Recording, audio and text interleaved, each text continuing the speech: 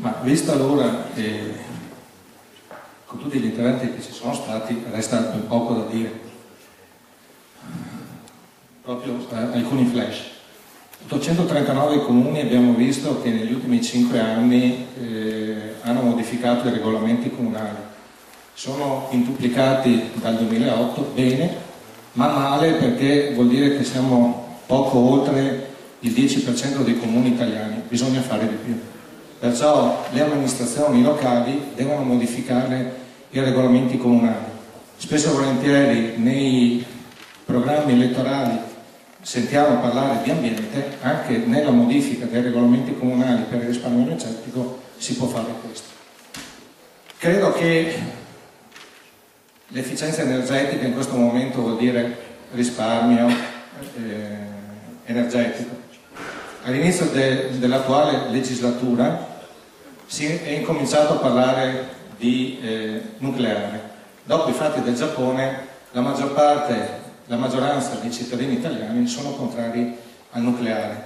Cosa vuol dire? Dobbiamo rivolgerci a un mix di energie rinnovabili, ma soprattutto dobbiamo puntare al risparmio energetico. Perché io credo, Boscolo si è spostato, ma credo... Ah, eccolo.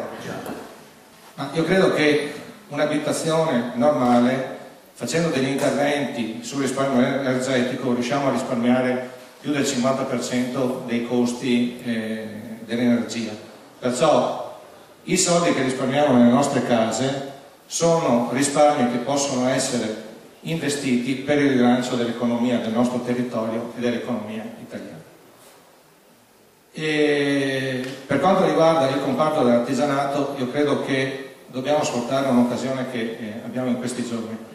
Come associazione dell'artigianato e anche il mondo del sindacato abbiamo trovato dei fondi attraverso l'ente bilaterale dell'artigianato veneto e nelle due casse edili CEVA e CEAV per la formazione delle imprese nel campo dell'innovazione. Io credo che dobbiamo sfruttare questi fondi per fare formazione nelle nostre imprese, perché si diceva è 20 anni che ormai ci sono determinati materiali, vengono usati poco, non sempre siamo presenti in questo, perciò dobbiamo fare formazione alle nostre imprese, formazione al personale, che comunque è il personale, come diceva il Presidente di ANCI, altamente qualificato, ma questa formazione deve tramutarsi in formazione al cliente finale per spiegare perché un'abitazione con elevato standard di qualità dal punto di vista del risparmio energetico, perché conviene investire in questo.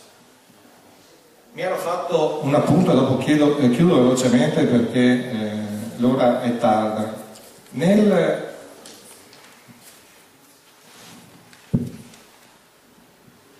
2009 Feltrinelli ha pubblicato un libro che il titolo era La nuova ecologia politica, economia e sviluppo umano.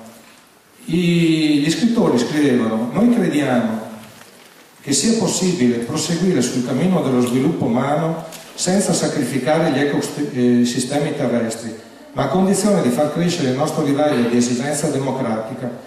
L'eguaglianza ecologica è la chiave dello sviluppo durevole. A questa nuova ecologia politica bisogna per cominciare di un grande sforzo di revisione intellettuale e forse bisogna proprio iniziare da qui. In sostanza non è più tempo di guardare a quello che è già passato, non è più tempo per le recriminazioni, ora è tempo di mettere insieme le buone idee, i buoni propositi da parte di chi li sa offrire. Bisogna guardare avanti e soprattutto programmare.